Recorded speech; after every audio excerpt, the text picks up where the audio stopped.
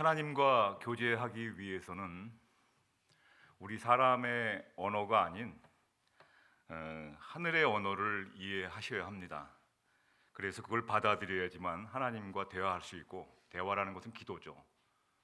또 대화할 수 있고 하나님의 말씀을 받아들일 수 있게 되고 또 하나님과 교제하게 됩니다. 그때부터. 근데 하나님과 사람도 마찬가지지만 하늘의 언어를 이해하지 못하면 딴소리가 해야 됩니다. 나는 이 얘기고 하나님은 이렇게 말씀하시고, 이게 서로 교차가 안 되니까 늘 삶에 있어서 늘 하나님과 인간 사이에 갈등이 계속되는 거예요. 하나님은 이렇게 말씀하셨는데 사람은 다르게 알아듣는 것이죠. 찬송가 213장입니다. 213장의 가사 내용이 이렇습니다. 나의 생명을 드리니 주여 받아 주셔서 세상 살아갈 동안 찬송하게 해 주소서. 그 다음에 자꾸 드리는 얘기가 나옵니다. 찬송가 헌금송으로 많이 하는데, 손과 발을 드리니, 나의 음성도 드리니, 나의 보화도 드리니, 나의 시간을 드리니 주여 받아주셔서 평생토록 주를 위해 봉사하게 하소서. 그런 가사입니다. 이 모든 것을 다 합쳐서 한마디로 표현한다면 산 제사를 하나님이 받으시기 원하세요. 산 제사, living sacrifice인가요? 산 제물을 드리는 겁니다. 여러분, 어떻게 나의 생명을 하나님께 드릴 수가 있겠습니까? 내가 이 땅에 살다가 죽어야지만 하나님께 드리는 것인가요? 하나님은 죽은 시체를 받으시는 분이 아니에요. 나의 살아생전에 나를 산 제물로 받으시기를 원합니다. 그럼 나를 산 제물로 어떻게 드립니까? 나의 생명 드리니, 말만 하면 되는 건가요? 나의 생명을 드리니 주여 받아 주시옵소서. 나를 드리는 것, 하나님이 원하시는 산 제물이라는 것은 나의 생명을 받으시기 원하세요. 그런데 하나님이 원하시는 산 제물이라는 것은 내가 죽으라는 얘기가 아닙니다. 죽어서 이 땅을 떠날 때 나를 받아주셔서, 이게 아닙니다. 죽음 자체, 제사 자체, 모든 것을 포기해서 죽음의 수단으로 하나님께 드리라는 것이 아닙니다. 사도 바울은 날마다 죽노라 하면서 자신을 산 제물로 날마다 드렸어요. 죽음 자체를 하나님이 달라는 것이 아닙니다. 하나님은 생명의 하나님이세요. 저와 여러분이 생명처럼 살아서 움직이는 것을 너무 좋아하세요.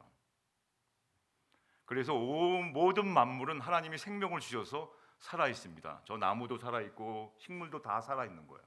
하나님은 이런 걸 원하시는 겁니다. 근데 우리는 나의 생명을 드린다고 했으니까 지금 이 땅에서는 할 수가 없어. 내 생에서는 할 수가 없기 때문에 죽어야지만 하나님께 드릴 수 있다, 이런 생각을 가지고 계신 분이 계세요. 그리고 삶은 너무 힘들게 살다가 마지막 때 가서 이제 나의 영혼을 받아주소서 하면서 그것을 드린다고 생각합니다. 교회는 물론 평생 다니시죠.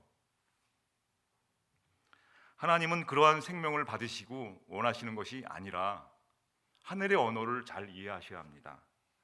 아브라함의 아주 귀한 아들이 하나 있죠. 이름이 뭐죠? 미스터 이삭. 이삭은 웃음이라는 뜻입니다. 하나님이 웃고 살라고 아들을 이름을 지어줬는데 이삭이라고 지어줬어요. 이삭은 웃음입니다. 날마다 걔를 볼 때마다 웃음이 나오게끔 해주셨어요. 하나님이 원하시는 것이 이러한 삶입니다. 아브라함의 귀한 자식 이삭을 주셨는데 하나님이 그 이삭을 제물로 바치라고 그랬어요. 그때 어떻게 했을까요? 아브라함이 어떻게 하나님이 나한테 이럴 수가 있습니까? 어떻게 하나밖에 없는 아들이 뻔히 있는 거 알면서 어떻게 나에게 이 아들을 바치라고 하십니까? 이 귀한 아들을. 하나님이 받으시기 원하는 것은 아브라함한테, 저희도 마찬가지입니다. 하나님이 받으시기 위한 그 생명이라는 것은 뭐냐면 아브라함이 자식을 사랑하는 마음 플러스 이 자식 없으면 내 목숨 같은 자식이에요. 이 자식 플러스 뭐예요? 죽음을 선포하는 희생을 받으시기 원하는 겁니다. 내 사랑하는 아들이라도 하나님 앞에서는 예외가 없다. 하나님보다 더 넘어서 사랑할 수는 없다. 그 마음을 드린 겁니다.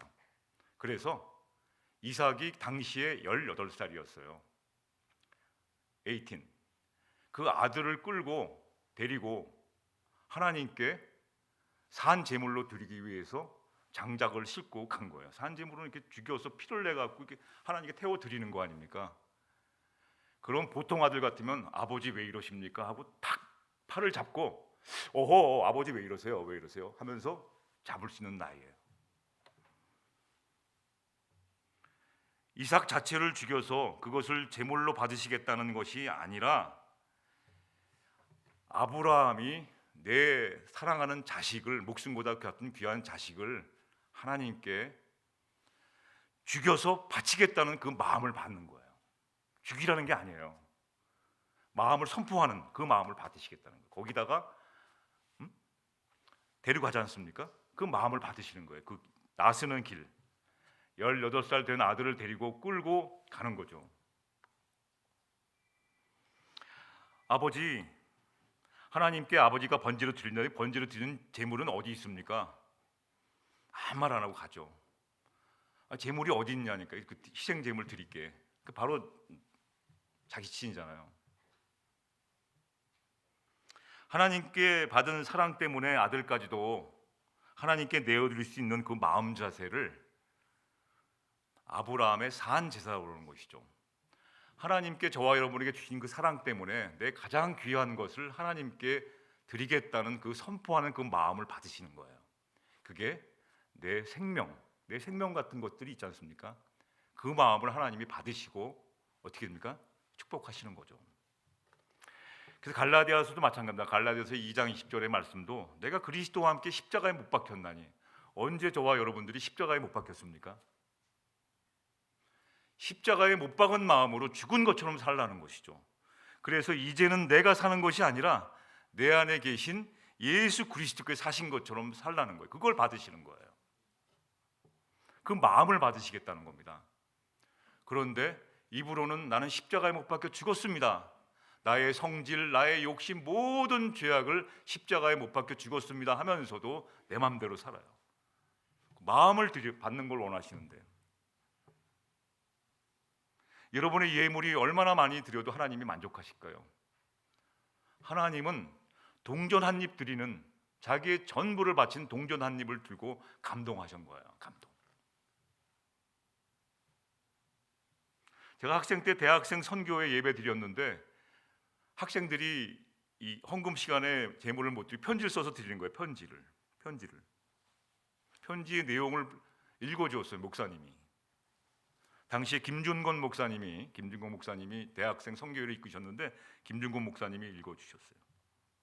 너무 감동받으셔갖고 헌금이 없어갖고 편지를 드린 거예요. 편지에 뭐라고 썼냐면 하나님 많이 드리고 싶은데 제가 돈이 없어요. 그래서 내 마음을 먼저 드립니다. 이 말을 쓰고 다 은혜 받아 쓴 겁니다. 하나님이 원하시는 것이 바로 이겁니다. 이거. 나의 생명을 드린다는 것은 생명처럼 소중한 내 마음 모든 것들을 죽었다고 생각하고 드리라는 거예요. 이것을 산 제사라고 하는 겁니다. 제사. 이게 하늘의 언어입니다. 이 산 제사를 드리라고 하니까 드릴 수 없지. 아까운데. 그래서 조금 드리는 거예요. 조금. 그리고 당시에는 짐승의 희생을 그 마음을 담아서 짐승을 진짜로 희생시켜서 갖다 바쳤는데 짐승 중에 좀 싼 게 있습니다. 예배 드리러 가는 길에 지금 짐승이 싼 거 있어. 눈이 한쪽이 좀 찌그러져 있다든가 애꾸 다리가 좀 이렇게 성하지 않은 그런 걸 바치는 거. 싸니까 원바이 투 프리 뭐 이런 식으로 하니까 그걸 사서 이렇게 드린 거죠. 이것이 산제사라고 하는 것이 아니라 바로 이러한 마음. 산제사로 바쳐진 심령 상태에서 비로소 주님은 친밀한 교제가 형성되는 거예요. 나의 생명을 드렸으니까 나는 죽은 사람처럼 살겠습니다는 마음을 드렸으니까 죽은 사람이 어떻게 화를 내며 죽은 사람이 어떻게 다른 사람의 잘못된 것을 보고 어떻게 화를 낼 수가 있겠습니까? 내가 하나님 앞에 살아있는 재물이 되려면 나의 생각, 내가 가지고 있던 상식, 배운 지식, 내가 가지고 있는 지혜로운 것들, 그리고 계획, 내 마음대로 하는 것이 아닙니다. 이것을 주님의 생각, 주님의 지혜, 주님의 계획대로 할 수 있는 상태로 내 마음을, 용도를 변경하는 거예요. 토지 변경. 내 토지는 딱딱해서 아무것도 들어가서 심을 것이 없어요. 아무리 좋은 말씀을 해도 들어가서 심을 수 없는데, 용도를 변경하고 토지를 바꾸니까 황토가 되어갖고 좋은 것이 들어오면 어떻게 됩니까? 막 자라는 거예요. 그걸로 변경하게 되는 마음, 이것을 산제사, 산제물, 내 목숨과도 같은 자녀보다 예수님을 더 사랑하는 제사. 내 자녀는 목숨 같습니다. 근데 이 자녀보다 예수님을 더 사랑하는 마음을 드리는 것이죠. 내 목숨과도 같은 돈 몇 푼 때문에 사람을 죽이기도 하지 않습니까? 이 목숨과도 같은 돈보다 예수님을 더 사랑하는 제사를 드리라는 것이죠. 내 목숨과도 같은 인생의 그 똑똑한 계획들을 예수님보다 더 사랑하는 산 제사로 드리라는 거예요. 그래서 이러한 제물을 드렸더니 모리아산이 어딘지 모르겠지만 모리아산에서 아브라함의 산 제사를 받으신 하나님은 아브라함에게 말씀하셨어요. 하늘의 언어를 말씀해 주신 거죠. 아브라함이 알아들었어요. 그때. 오늘날의 모리아산은 어디 가야지만 있는 것이 아니라 우리들의 삶의 터전이 모리아산입니다. 하나님이 이러한 마음에 생명을 드렸던, 아브라함이 죽어서 드린 게 아니지 않습니까? 그 자기 사랑하는 아들을, 생명처럼 아끼는 아들을 드리는 마음을 바쳤더니 하나님이 받으시고, 하나님이 아브라함에게 말씀하셨어요. 창세기 22장 12절 말씀입니다. 이 자가 3개 나와요. 창세기 22장 12절 말씀. 내가 이제야 네가 하나님을 경외하는 줄을 아노라, 이렇게 됐어요. 너 진짜 나를 경외하는구나, 이렇게 말하는 거죠. 아브라함은 하나님과 교제가 시작된 거예요. 하나님이 너 나 진짜 경외하는구나 인정해 주셨어요. 오늘날 저와 여러분들이 아무리 기도해도 하나님은 나는 너를 모른다 하실 때가 있으세요. 왜? 교제도 안 한 사람, 친하지도 않는데 자꾸 원하니까.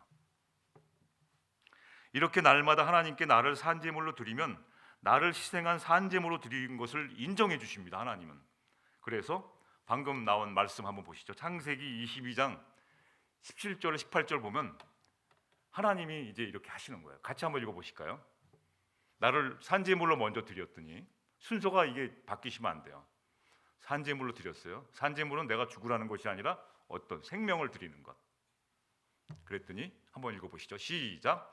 내가 반드시 너에게 큰 복을 주며 너희 자손이 크게 불어나서 하늘의 별처럼 바닷가의 모래처럼 많아지게 하겠다. 너희의 자손은 원수의 성을 차지할 것이다.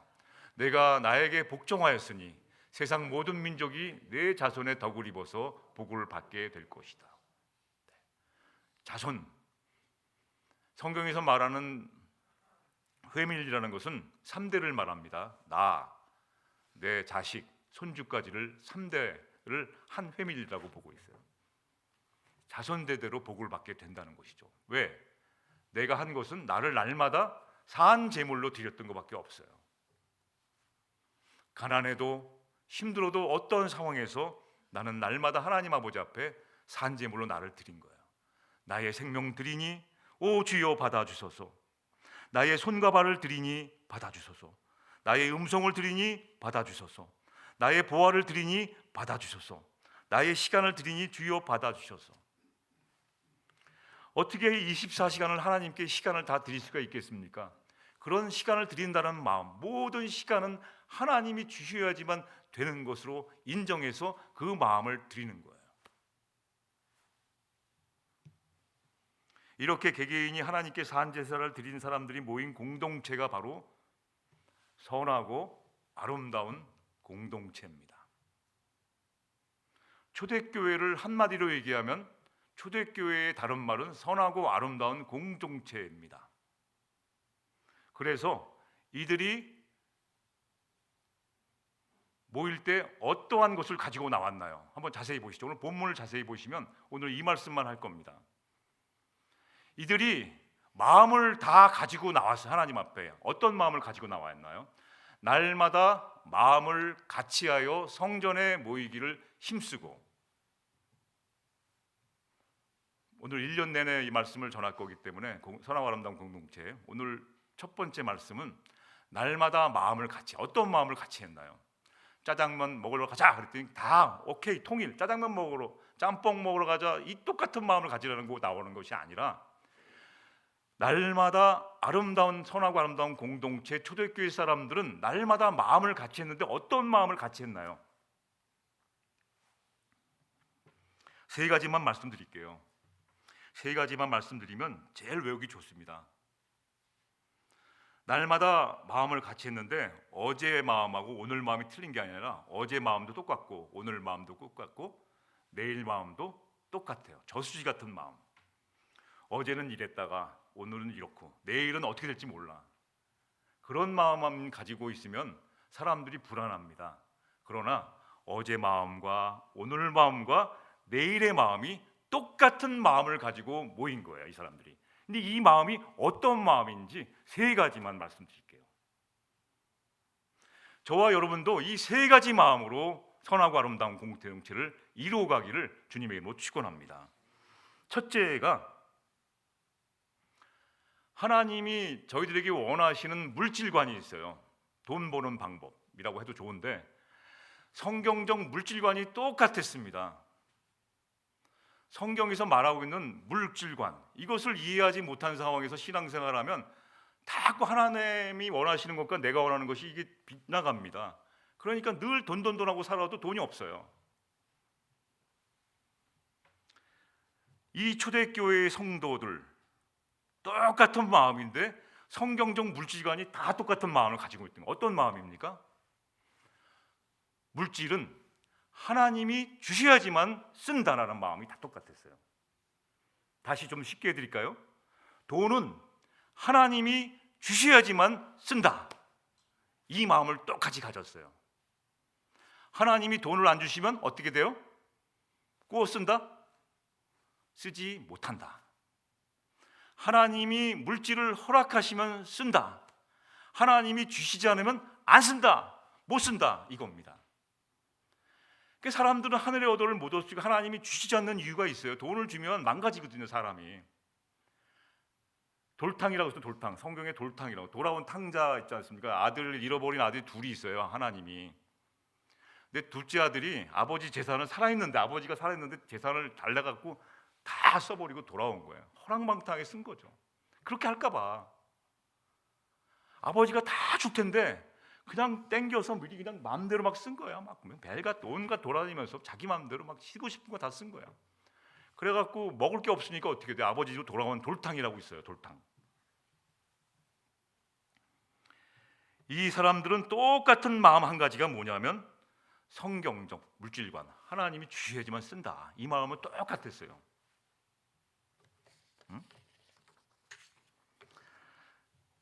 여러분, 경제 원리를, 제가 경제학자는 아닙니다만 경제 원리가 한 가지가 있어요. 여러분, 은행에 대해서, 뱅크를 한번 묵상해 보세요. 여러분 거래하는 뱅크를 한번 묵상해 보세요. 뱅크에 갔더니 뭐 김대리가 있다, 누가 있다, 은행장이 있다, 그게 아니라 은행이라는 것은 무엇일까? 은행이라는 것은 비 오는 날에 우산과도 같습니다. 비가 올 때 우산을 빌려주는 것이 은행이 아니에요. 간절한 마음으로 돈이 필요해서 빌려달라고 은행은 담보 갖고 와라, 뭐 갖고 와라 하면서 안 빌려줍니다. 까다로워요. 그냥 어떻게 그럴 수가 있을까? 근데 돈이 필요 없어요. 여유가 있는데 돈 빌려가라고 그래요. 제가 경험한 겁니다. 저거 좀 여유가 있는데 돈 빌려가래. 필요 없어요. 이자 싸게 드릴게요. 빌려가세요. 필요 없어요. 비 안 오는 날 우산 빌려주는데, 그것이 은행 같습니다. 경제 원리가 이래요, 여러분.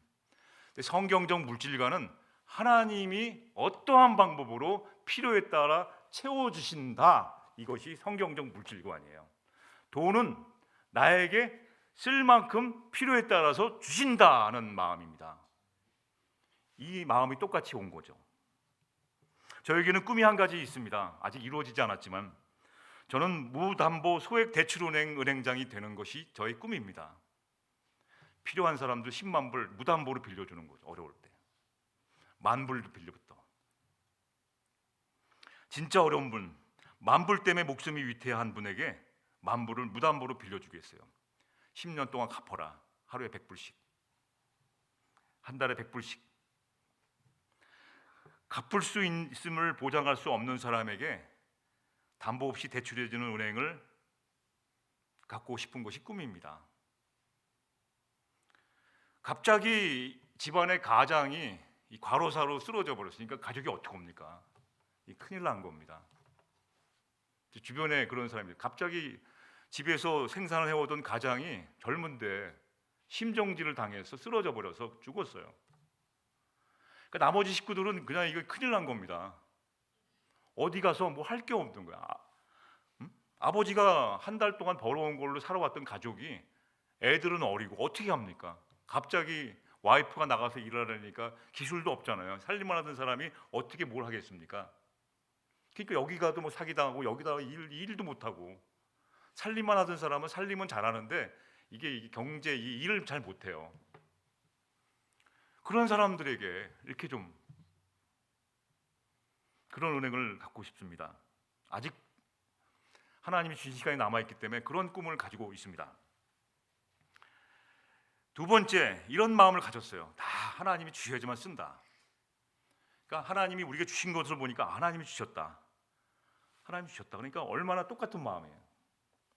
두 번째, 어떤 마음으로 이들이 같이 모였냐면, 두 번째, 물질을 좀 초월해서 돈돈돈 그리지 말고 물질을 초월한 삶을 살고자 하는 마음을 똑같이 가졌어요. 그러니까 어떻게 돼요? 나에게 필요한 것 이게 한 개 있으면 또 하나가 들어왔으면 어떻게 됩니까? 내가 가지고 있을 수가 없어요. 다른 사람을 줘야 합니다. 내가 오늘 먹을 것이 충분한데 넘치게 더 갖고 있지 원하지 않는 사람들이에요. 물질을 초월한 삶을 사는 사람들이 이 마음이 똑같아요. 그러니까 하나 더 들어왔으니까 어떻게 돼요? 이걸 어떻게 하나? 그런 것이 아니라 없는 사람 나눠줘야지 하는 마음이 똑같은 마음을 가졌어요. 이 초대교회. 선하고 아름다운 공동체라는 것은 내 개개인이 나밖에 모르는 것이 아니라 하나가 더 주시면 하나를 내가 갖고 하나는 나눠주는 거예요. 한국의 그 지하 교회에 있는 목사님이 반지하 있잖아요. 그 교회가 있어요. 교인들도 많지 않아요. 근데 그 목사님이 목회자 사모님을 몇십 년 동안 1,500명을 초청했어요. 한국으로. 그리고 한국 가면은 500불을 주고 열흘 동안 전국을 여행시켜주는 그런 프로그램이 있습니다. 제가 한국 갔다 왔어요. 그분이 목사님 초청해서. 그래서 교회가 큰 줄 알고 가봤더니 반지하예요. 지하로 내려가니까 교인들 몇 명 없으세요. 이게 놀란 거야 내가 이게. 5명이 갔어요. 저희 동료하고 5명이 갔는데 앉자마자 조금 있다가 캐시로 500불을 줘요. 이렇게 500불. 항공료에 보태라고. 이게 뭐야? 500불을 받았어요. 그리고 열흘 동안 그 교인들이 몇 명 안 돼요. 몇 명 해가지고 자기 고향에 데리고 가는 거예요. 고향 교회에 열흘 동안. 깜짝 놀랐습니다. 어떻게 이럴 수가 있을까? 그랬더니 알고 봤더니 여기 미국의 딸이 있어요. 미국의 딸이 스시집을 열었는데 너무 잘 되는 거야. 그래서 하나를 더 열었어요. 오픈해갖고. 그래서 한 개는 자기 가족이 먹고 사는 것, 한 개는 아버지를 위해서 목사님들을 도와주라고 다 이익을 다 내놨어요. 한 개가 너무 잘 되는 거야 이것도. 그래가지고 하나를 더 열었어. 이거 하나는 불우한 어린이를 위해서 쓰라고 다 내놓은 거야. 이익을. 그래서 세 개. 그래서 그 아버지가 그 딸한테 받은 돈으로 목사님을 도와주는 거야. 근데 그 도움을 받고 제가 갔다 온 거예요. 그러니까 우리 딸을 째려보기 시작한 거죠 제가. 너도 좀 그렇게 좀 살아라. 괜히 자고 있는 애를 째려보는 거죠. 너도 똑바로 살아야 돼. 너도 그렇게 살아야 돼. 나도 그렇고. 알았지? 돈 벌면 너 쓸 거 좀 쓰고 다 나머지 다 좋은 일. 이 마음이 똑같은 거야. 이 초대교회 사람들이. 이 마음. 여러분, 선하고 아름다운 공동체, 우리 이렇게 살아보시지 않으시렵니까? 그 세상에 이런 일이라는 방송이 있어요. 제가 가끔 보는데 세상에 이런 일이라는 방송이 있어요. 한국에. 지금 하는지 안 하는지 모르겠지만 세상에 이런 일이 깜짝 놀랄 일이에요. 어떤 집에서 하도 냄새가 나서 주민이 신고해서 가보니까 혼자 사세요. 어떤 할머니인지 할아버지인지 지금 기억 안 나지만 집안에 발디딤이 없는 거야. 온갖 물건으로 꽉 차갖고 사람들이 보기에는 쓰레기통인데 그 사람은 너무 귀한 거야. 그래서 물건이 생길 때마다 집안에 쌓아놓다 보니까 발 디딜 틈도 없고 잠자리만 이렇게 자고 나머지는 온갖 물건이 꽉 차 있는 거야. 방 그냥 뭐 방이고 뭐 거실이고 꽉 차갖고 냄새까지 날 정도로 해도 안 버려. 계속 쌓아놓는 거야. 여러분, 우리는 어쩜 이렇게 살고 있는지도 몰라요. 물건 아니더라도 자꾸만 쌓아놓고. 근데 초대교회 선하고 아름다운 공동체 사람들은 물질을 초월한 삶을 살았어요. 나눠줬어요. 하나님이 한 개 주신 것도 너무 감사한데 하나를 더 주시다니, 이거는 내 혼자 쓸 수 없어. 나눠줘야지. 보니까 어려운 사람이 너무 많은 거야. 막 갖다 주는 거죠. 이렇게 살았, 마음이 똑같았다는 거죠. 오늘날 여러분, 내가 이렇게 살 수 있게 된 것은 많은 사람이 희생하셨어요. 부모님도 희생하시고, 나 공부시키느라 형이 학교 못 가고 막 이런 경우 많잖아요.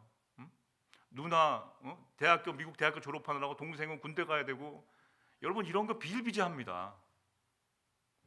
경부고속도로 여러분 뭐 맞는지 서독 광부들 우리나라가 간호사들 가서 고생했다고 그러지 않습니까? 선하고 아름다운 공동체는 날마다 이런 마음, 하나님이 주신 것, 물질은 하나님이 주셔야 된다. 또 하나는 나에게 주신 것이 넘칠 때 이것은 나 혼자 갖는 것이 아니다. 그 마음이 똑같은 사람이 모인 거야. 어쩜 그렇게 똑같아요, 마음이. 세 번째는 마무리하겠습니다. 제가 12시 5분까지만 설교하기로 마음 먹어갖고요. 이제 5분 남았습니다. 5분 안에 여러분 결단하셔야 됩니다. 이렇게 살든가 안 살든가. 이 개인적인 종말이 일치됐어요. 이 우주적인 종말이 있고 개인적인 종말. 우주적인 종말은 이 세상이 다 멸망한다는 것이죠. 이거는 우주적인 종말인데, 개인적인 종말은 내가 날마다 종말론적인 삶을 사는 거예요. 어떤 삶입니까? 내일 일은 난 모른다는 거예요. 여러분이 내일, 다음 주에 우리가 이렇게 만난다는 보장을 어떻게 하십니까? 여러분 강심장이세요. 어떻게 이렇게 강하게 다음 주에 만나요? 내년에 무슨 계획을 어떻게 이렇게 자신 있게 세우세요? 저희 아버님은 제가 잠깐 놀러 갔다 오겠습니다. 오늘 하루 잠깐 밖에 나가서 갔다 올게 그러고 헤어졌어요. 영원히. 운동하러 가시고 놀러 가셨다가 심정지가 오셔갖고 돌아가셨어요. 못 본 거야. 저는 그날 아침에 나가신 분이 오후에 돌아가실 줄은 꿈에도 몰랐습니다. 이것이 여러분 남의 이야기입니까? 종말 신앙을 가진다는 것은 내일은 하나님이 시간을 허락해 주셔야지만 산다는 마음을 종말 신앙이라고 합니다. 근데 우리들은 너무 담대하세요. 내년에 두고 보자. 어떻게 내년에 두고 봅니까? 지난주에 어떤 목사님이 다녀가셨어요. 목사님 아들이 40대인데 심정지가 와서 위로하러 오셨어요. 그랬더니 그 사모님이 그냥 가슴에 안고 막 가슴을 때리더래요. 너무 속상하니까. 목사님, 내 아들이 죽었어요, 갑자기. 근데 이때 안경이 들어가 있었거든요. 안경이 깨졌답니다. 하도 가슴을 두드려갖고. 개인적인 종말 신앙이 일치됐어요. 어떤 겁니까? 하나님이 내일 나에게 시간을 허락해 주셔야지만 살 수 있다는 마음이에요. 우리의 삶은 이 땅 위에서 여러분 잘 아시죠? 천년만년 살 수가 없습니다. 나그네입니다.